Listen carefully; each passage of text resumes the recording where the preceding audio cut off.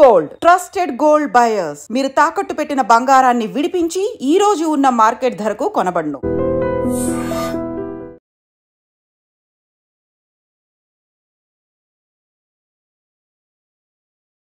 Welcome to I dream. Maoist party కార్యదర్శి నంబాల కేశవరావు గారు ఈ రోజు ఛత్తీస్గఢ్ లో జరిగిన ఎన్కౌంటర్ లో చనిపోయినట్లుగా సమాచారం వస్తుంది.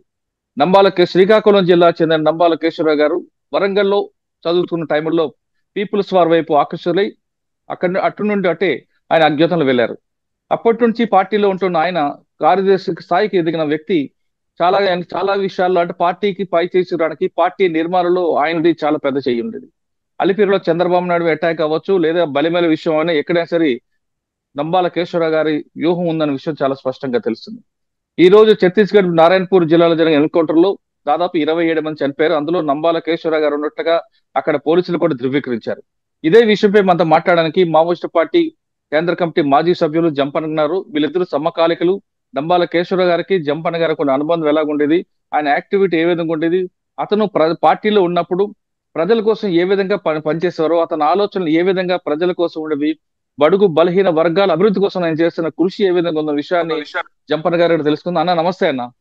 నమస్తే అన్న, ఈ రోజు ఒక విషాదకర వార్త. నారాయణపూర్ జిల్లాలో తెల్లవారుజామున జరిగిన ఘటనలో నంబాల కేశవరావు గారితో పాటు మరో 27 మంది చనిపోయినట్లుగా పోలీసులు కన్ఫర్మ్ చేశారు. అయితే అతనితో పాటు నవీన్ అనే వ్యక్తి కూడా ఉన్నట్లుగా తెలుస్తుంది. నంబాల కేశవరావు గారు శ్రీకాకుళం జిల్లాకు చెందిన వ్యక్తి. మీకు వరంగల్ వచ్చిన తర్వాత పరిచయం అయ్యారా, లేదా వరంగల్ తర్వాత మీకు ఛత్తీస్గఢ్ లోన దండకార్యంలో ఎక్కడ పరిచయం అయ్యారు? అతనికి మీకు ఉన్న సాన్నిధ్యం ఏ విధంగా ఉండేదని, అతని ఆలోచనల ధోరణి ఏ విధంగా ఉండేది? ఇప్పుడు నంబాల కేశవరావు పార్టీలో పేరు గంగన్నగా చాలా ఫేమస్. చాలా కాలం ఎక్కడైనప్పటికీ ఆయన మొదటగా తూర్పు గోదావరి విశాఖ అడవుల లోపట 1980 లోపట ఒక ఆర్గనైజర్ గా, దళనాయకుడుగా, అంటే ఆనాడు కొండపల్లి సీతారామయ్య నాయకత్వంలో 5 దళాలు దండకారణ్యానికి పంపడం జరిగింది. అంటే ఒకటి తూర్పు గోదావరి విశాఖపట్నం జిల్లాకు, మరొకటి గడిచిరోలికి, మరొకటి బస్తర్కు, మరొకటి ఆదిలాబాద్కు, మరొకటి ఏటునగరం మాదేపురం అడవి ప్రాంతాలకు 5 దళాలు ఆనాడు పోయినాయి.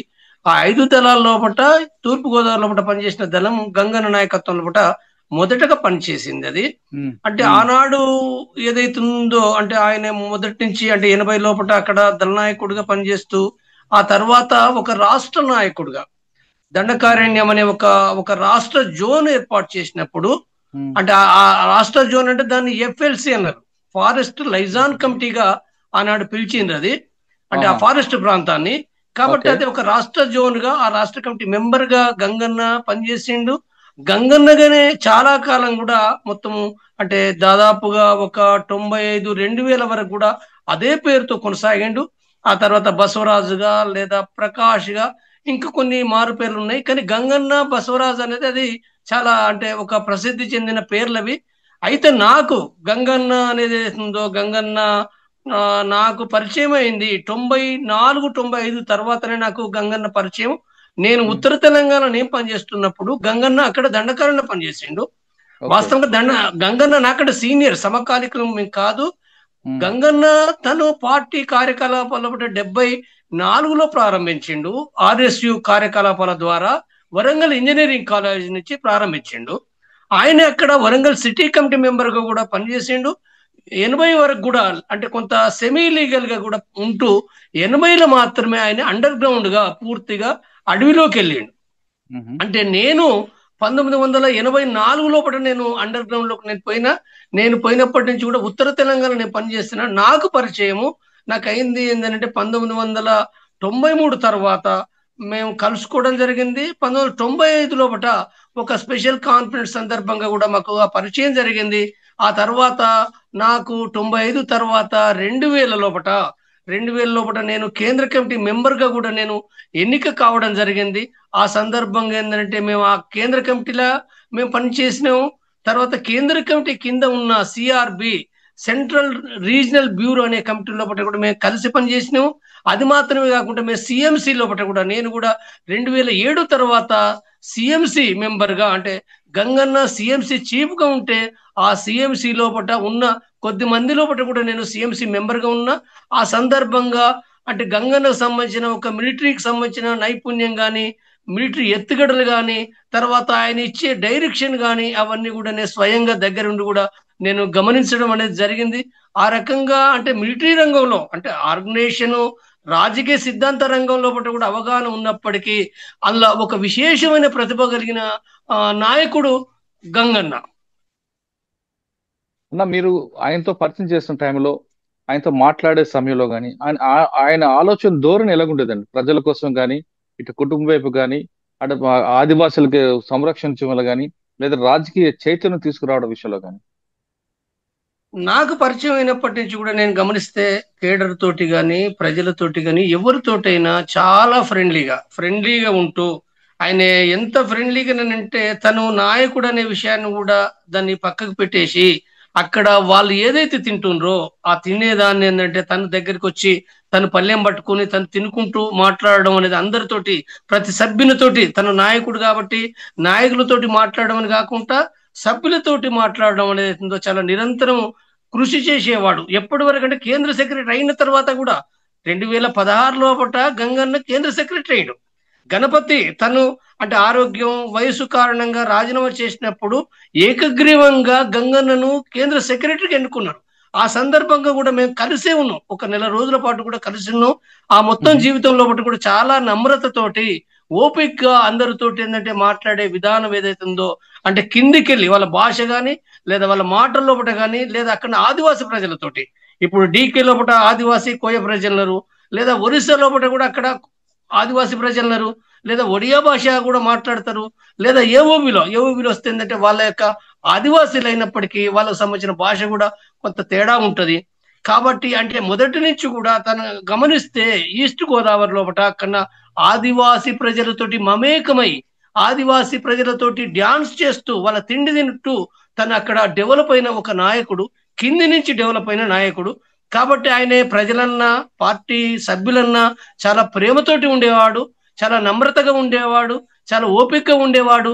విషయాలు కూడా ఏంటంటే ఆయన చెప్పే విధానం కూడా వాటిని అంటే ఒక అరటి పండు ఒలిచిపెట్టినట్టుగా ఆ విషయాలు అంటే కొన్ని సందర్భాల్లో ఎక్కువ టైం చెప్పడం ద్వారా కొద్దిగా ఎక్కువ చెప్తుండనే భావన ఉన్నప్పటికీ ఆయన దృష్టి ఏమిటంటే అంటే కింది సభ్యులకు ప్రజలకు కూడా అర్థం కావడానికి వాటిని చాలా విశ్లేషిస్తూ వివరంగా చెప్పి ఏదైతే ఉందో దాన్ని కేడరు ప్రజలు చాలా ఆకర్షణలోనే ఒక గొప్ప నాయకునిగా చూసే పరిస్థితి అనేది ఏర్పడింది. అది అన్న మీతో ఎప్పుడైనా ఆయన కుటుంబం గురించి కానీ ఆయన వ్యక్తిగత విషయాలు ఎప్పుడైనా మీతో పంచుకున్నారా? ఆయన ఎందుకు పార్టీలో రావాల్సి వచ్చింది?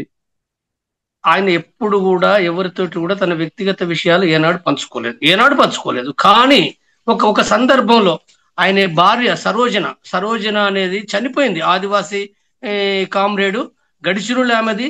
చాలా సుదీర్ఘకాలం పనిచేస్తూ ఒక కమాండర్ గా అక్కడ పనిచేస్తుండే. అయితే ఆ సందర్భంగా గంగన్న వేరు రాష్ట్రాలకు ఒరిస్సాకు లేదా జార్ఖండ్ కు ఏఓబికి పోవడం మిలిటరీ యాక్షన్లకు పోవడం అనేది కూడా జరుగుతున్నది. అది దాదాపు ఒక సంవత్సరంన్నర తర్వాత తను అంటే ఆ సరోజన కలవడానికి అంటే ఎప్పుడనంటే మన ఇక్కడ తాడిమెట్ల యాక్షన్ ఏదైతే ఉందో 76 మంది చనిపోయిన సందర్భంగా ఆ సందర్భంగా మాత్రమే ఆ సరోజన కలవడం అనేది జరిగింది. అయితే అక్కడ జరిగిన పరిణామం ఏంటంటే చాలా కొద్ది రోజులే కలిసి ఉన్న సందర్భంగా ఆ కామ్రేడ్ చనిపోయింది. చాలా సుదీర్ఘ కాలం కలవకుంటున్న సందర్భంగా నేను గంగన్న కూడా ఒకే డేరాలో ఒక నెల రోజులు కూడా మేము కలిసి ఉన్నాం. ఆ కలిసి ఉన్న సందర్భంగా కూడా తను చాలా బాధపడిండు. సరోజనక్క విషయంలో బాధపడుతూ కొంత వ్యక్తిగతంగా కూడా తను అంటే సరోజనక్క ఏ రకంగా ఉండే అనే విషయాన్ని, తర్వాత వాళ్ళ మధ్యలో సంబంధం ఏ రకంగా ఉండే అనే విషయాన్ని కూడా నాతోటి కలబోసుకున్న విషయాలు కూడా ఆనాడు ఉన్నాయి. అయితే ఎక్కువగా ఆయన అది తప్ప వాస్తవంగా ఆ సందర్భంగా 1-2 సందర్భాలు తప్ప ఆయన ఏనాడు కూడా తన వ్యక్తిగత విషయాలను ఎవరితోటి కూడా పంచుకోడు, చెప్పలేడు. అయితే ఏమైనా చెప్తే గణపతికి లేదా మరికొంతమందికి చెప్పవచ్చు కాక, కానీ నాకు ఆయన ఇంటి విషయాలు కూడా ఎప్పుడు కూడా చెప్పలేదు కూడా. ఆయన సమకాలికులు ఎవరన్నా? ఆయన సమకాలికులు అంటే పార్టీ లోపల ఉన్నది ఒకరు గణపతి. వాస్తవంగా గణపతి ఇంకా కొంత ముందే జస్ట్ 1-2 ఇయర్స్ ముందే పార్టీ లోపల పనిచేసిన నాయకుడు గణపతి. తర్వాత ఇప్పుడున్న దాంట్లో కనుక మనం గమనిస్తే అంటే రామ్జీ ఒక సమకాలికుడే, కోటేశ్వరరావు చనిపోయిండు. తర్వాత శ్యామ్ అంటే నల్లాది రెడ్డి సమకాలికుడే చనిపోవడం జరిగింది. తర్వాత ఆయనకు ఇంకా సమకాలీకుడు అంటే వరంగల్ రీజనల్ ఇంజనీరింగ్ కాలేజ్ చదివేటప్పుడు మధు అని అంటే మన రాజ్ కుమార్ గుంటూరులో రాజ్ కుమార్ ఎవరైతే ఉందో చెరుకూరి రాజ్ కుమార్ కూడా ఇద్దరు కూడా దాదాపు ఒకే క్లాస్ కానప్పటికీ వేరువేరు అయినప్పటికీ ఇద్దరు వరంగల్ కమిటీలో పనిచేసిన నాయకులు, గొప్ప నాయకులు వాళ్ళు. అంటే ఒక మేధారంగం లోపల కూడా వాళ్ళు అభివృద్ధి చేసుకుంటూ ఉన్న నాయకులు వాళ్ళు. ఆ తర్వాత రాష్ట్ర కమిటీలు కానీ దండకార్యంలో గంగన్న ఉంటే రాజ్ కుమారు ఆ తర్వాత కర్ణాటక రాష్ట్ర కమిటీ మెంబర్ గా నాయకుడిగా అక్కడ పనిచేసిండు. తర్వాత కేంద్ర కమిటీలకు 1991 కేంద్ర కమిటీ సిఓస్ అనేది ఒకటి ఏర్పాటు చేసిర్రు. ఆనాడు కొండపల్లి సీతారామయ్య, గణపతి ఆ సందర్భంగా ఏర్పాటు చేసిన దాంట్లో కూడా ఈ గంగన్నతో పాటుగా రాజ్ కుమార్ కూడా 91 వీళ్ళు ఈ కేంద్ర ఆర్గనైజింగ్ కమిటీలో ఉన్నారు. ఆనాడు శ్యాము, గణపతి మరి కొంతమంది కూడా ఆ కమిటీలో కొనసాగారు. అప్పటి నుంచి కూడా కేంద్ర కమిటీలో తను ఆ నిరంతరం కూడా ఆ కమిటీలో ఉంటూ ఒక నాయకుడిగా తను ఎదిగిండు. ఫైనల్ గా చెప్పండి, పార్టీకి ఇప్పుడు జరిగిన నష్టాన్ని మావోయిస్ట్ పార్టీ కోలుకున్న దెబ్బ కొట్టి పడింది అనుకుంటా, లేదంటే గంగన్న ప్లేస్ ని భర్తీ చేసే వ్యక్తి ఎవరైనా ఉన్నారు? మొదటగా నేను చెప్పే విషయం ఏంటంటే గంగన్న చనిపోవడం అనేది ఆ పార్టీకి తీవ్రమైన నష్టం. ఎందుకంటే 50 సంవత్సరాల పైగా ఆ ఉద్యమం లోపల చాలా మంచి ఎదిగి వచ్చిన నాయకుడు, చాలా యాక్టివ్ గా ఉంటూ మిలిటరీ రంగంలో, రాజకీయ రంగంలో ఎదిగి వచ్చిన నాయకుడు చనిపోవడం అనేది కేంద్ర సెక్రటరీ చనిపోవడం అనేది ఆ పార్టీకి తీవ్రమైన నష్టం. అది ఏదో మామూలుగా మాటలుగా మనం చెప్పలేము, అది తీవ్రమైన నష్టమే. అయితే ఆ నష్టం అనేది కూడా ఏంటంటే పీపుల్స్ వార్ లేదా మావోయిస్ట్ పార్టీ కూడా గత 50 సంవత్సరాలుగా ఆ నాయకులు పార్టీ నుంచి వెళ్ళిపోయిన వాళ్ళు తీవ్రంగా చనిపోయిన వాళ్ళు ఉన్నారు. కాబట్టి ఈ నేపథ్యం నుంచి కూడా ఏంటంటే పార్టీ నాయకులు చనిపోయినప్పటికీ అది భర్తీ చేసుకుంటూ వస్తుంది. అయితే ఇప్పుడున్న పరిస్థితి లోపల ఇప్పుడు ఒక రకంగా ఈ 1 year లోపల మావోయిస్టు పార్టీ వరుస నష్టాలు పొందుతున్నది. కాబట్టి ఈ నేపథ్యం లోపల కేంద్ర సెక్రటరీ చనిపోవడం అనేది అది ఒక తీవ్రమైన నష్టమే పూడ్చుకుంటది. నాకున్న నమ్మకం ఏంటంటే వాళ్ళకు ఇంకా అనేక మంది 40-50 సంవత్సరాల నుంచి ఉద్యమంలో పనిచేసిన అనుభవం ఉన్నది, అవగాహన ఉన్న నాయకులు కూడా ఆ పార్టీ లోపల ఉన్నారు. కాబట్టి అది వాళ్ళు పూడ్చుకోగలుగుతారు. అయితే అది వెంటనే ఇదేదో 2026 మార్చి నాటికే నిర్మూలించబడుతుంది అన్నది నేనేమి దాన్ని విశ్వసించను, అది సరైనది కాదని కూడా నేను భావిస్తున్నాను. కరెక్టే అన్న, కానీ మీరు చెప్తున్నట్లుగా 50 సంవత్సరాల నుంచి కింద స్థాయి నుంచి పైకి వచ్చే నాయకుడు నంబాల కేశవరావు గారు. ఆ స్థాయికి తగ్గ వ్యక్తులు చాలా మంది ఉండొచ్చు, కానీ తర్వాత కేశవరావు గారి స్థానాన్ని భర్తీ చేసే వ్యక్తులు ఎవరై ఉండొచ్చు అని మీకున్న అనుభవం ప్రకారం ఇంకెవరు రావచ్చు అంటారు? గణపతి గారు అంటే ఆరోగ్య రీత్యా లేరు, దాంట్లో ఉన్న దాంట్లో ఇప్పుడు వాళ్ళు ఎవరిని ఎంపిక చేసుకుంటారు అనేది వేరే విషయము. మీకున్న అనుభవం ప్రకారం అడుగుతుంది. నా అవగాహన ప్రకారంగా అక్కడ అభయ్ ఉన్నాడు, ప్రకటించి అభయ్ ఉన్నాడు, దేవ్జీ ఉన్నాడు, తర్వాత ఇంకా చాలా మంది మన జార్ఖండ్ లోపల కూడా సునిర్మల్ అని చెప్పి ఉన్నాడు. తర్వాత ఇంకా అనేక మంది నాయకులు కూడా అందులో గాజర్ల రవి, మల్లోజు వేణుగోపాల్. నేను అంటే వాటిని ఇప్పుడు నేను పార్టీ నుంచి వచ్చేసి 7 సంవత్సరాలు అయింది. ఈ 7 సంవత్సరాల కాలం లోపల ఎవరు డెవలప్ అయినరు, ఎవరు ఏ రకంగా మారిండ్రు అనే విషయాన్ని నేను చెప్పలేను. కానీ ఒక అనుభవం కలిగిన నాయకులు చంద్రన్న కూడా తెలంగాణ సెక్రటరీగా సిసి మెంబర్ ఉన్న చంద్రన్న కూడా ఉన్నాడు. తర్వాత ఇంకా అనేక మంది కూడా ఎదిగి వస్తున్న నాయకులు కూడా ఉన్నారు. కాబట్టి వాళ్ళు ఎవరిని ఎంపిక చేసుకుంటారు అనేది పొలిట్ బ్యూరోలో ఉన్న వాళ్ళు ఎంపిక చేసుకుంటారు. దానికి ఏమి ఎక్కువ సమయం తీసుకోరు. వాళ్ళు తప్పనిసరిగానే వాళ్ళు ఒక సెక్రటరీని వాళ్ళు డిసైడ్ చేసుకోగలరు అనేది నేను విశ్వసిస్తున్నాను. అంటే మీకున్న అంటే మీతో గంగన్న గారికి ఉన్న అనుబంధంతో చివరిగా గంగన్న గారి గురించి మీరు ఏం చెప్తారు? గంగన్న ఒక నమ్రత కలిగిన ప్రజలతోటి పెనవేసుకపోయిన ఒక గొప్ప నాయకుడు. ఆ నాయకుడు అనేది ఏందో నేను కలిసి అనేక సందర్భాల్లో కలిసి ప్రయాణం చేసినాం, కలిసి వివిధ యాక్షన్లు ఆంబుష్ కానీ రైడ్స్ కానీ మేము కలిసి పాల్గొన్నాం, వివిధ సందర్భాల్లో డేరాలో ఉన్నాం. మా మధ్యలో ఉన్న ఏదైతుందో నేను లైన్ విభేదించి రావచ్చుగాక, కానీ లైన్ విభేదం ఉన్నప్పటికీ ఇప్పుడు ఒక గంగన్నే కాదు చాలా మంది కూడా నాతో పనిచేసిన వాళ్ళు అనేక మంది చనిపోతున్న విషయం ఏదైతుందో నాకు బాధాకరమైంది. బాధాకరంగా నేనేమి అలా దాచుకోవటం లేదు కూడా, నా లైన్ విభేదం ఉన్నప్పటికీ కూడా. కానీ గంగన్న చనిపోవడం అనేది నాకు తీవ్రమైన బాధాకరమైన విషయం. అది ఇంతకాలం అంటే ఒక పని చేసి అసలు ఒక 6 నెలలు ఏడాది కలిసి ఉన్నప్పుడు చనిపోతేనే చాలా బాధపడతాం. ఒక 40 ఏళ్ళు 30 ఏళ్ళు కలిసి మేము పనిచేసిన వాళ్ళు చనిపోయినప్పుడు చాలా తీవ్రమైన బాధాకర విషయం. నేను మొదటగా అది జరగకపోవచ్చు అనుకున్నా, కానీ ఇప్పుడు చాలా కన్ఫామ్ గా కూడా మళ్ళీ ఇప్పుడు ఈ గంట సేపట్ల పట్ల కూడా వస్తున్న వార్తలు ఏవైతున్నాయో చాలా స్పష్టంగానే 100% నిజంగానే నేను అది భావిస్తున్నా గంగన్న చనిపోయిందనేది. కాబట్టి ఇది తీవ్రమైన బాధాకర విషయంగానే నేను భావిస్తున్నా. నంబాల కేశవర గారు అలియాస్ గంగన్న చనిపోవడం అనేది తనకు చాలా మానసిక శోభ గురి చేస్తుంది. చాలా తీవ్రమైన విచారం వ్యక్తం చేస్తున్నారు జంపన్ గారు. వాళ్ళిద్దరి మధ్య సాన్నిధ్యం ఆ విధంగా ఉంది. మేము ఎన్నో ఆపరేషన్ చేసాం, ఒకే డైరాలు ఉన్నాం, వ్యక్తిగత విషయాలు పంచుకున్నాం. 50 సంవత్సరాల పైగా పార్టీలో ఉన్న వ్యక్తి చనిపోవడం పట్ల విచారం వ్యక్తం చేస్తున్నారు జంపన్న. ఇక పార్టీకి మాత్రం తీవ్రమైన దెబ్బ పడిందని అనుకోవచ్చు. ఎందుకంటే కెప్టెన్ లాంటి వ్యక్తి చనిపోతే మరో కెప్టెన్ వచ్చే వరకు ఆ పార్టీ గందరగోళంగా ఉంటది. కానీ నంబాల కేశవర గారు తర్వాత భర్తీ చేసే వ్యక్తులు ఇంకా పార్టీలు ఉన్నారు. వాళ్ళు ఎవరనేది త్వరలోని పార్టీ నిర్ణయం ప్రకటించే అవకాశం కనిపిస్తుంది. ఇది నంబాల కేశవర గారి ఎన్కౌంటర్ పై జంపన్న గారి విశ్లేషణ. మరో విషయంలో మళ్ళీ కలుద్దాం. అంతవరకు నమస్తే. థ్యాంక్ యూ అన్న, థ్యాంక్ యూ వెరీ మచ్. ఇంకోసారి ఇటువంటి గంటలు జరగకుండా నంబాల కేశవర గారు మా జిల్లా వ్యక్తి, ఆయన కూడా నా తరఫున నివాళి అర్పిస్తుంది. నేను స్పష్టంగా చెప్పేది ఏంటంటే ఆ కామ్రేడ్ గొప్ప నాయకుడు, అతనికి నేను విప్లవ జోహార్లు నేను వినమ్రంగా అర్పిస్తున్నాను. నిజంగా ప్రస్తుతం ఉన్నటువంటి సమాజం దేనికి ప్రయారిటీ ఇస్తుంది? ఆర్థిక సంబంధాల చుట్టూ మాత్రమే తిరుగుతుంది. మళ్ళీ ఎన్నికలంగానే చాలా విరక్తి కలుగుతాను.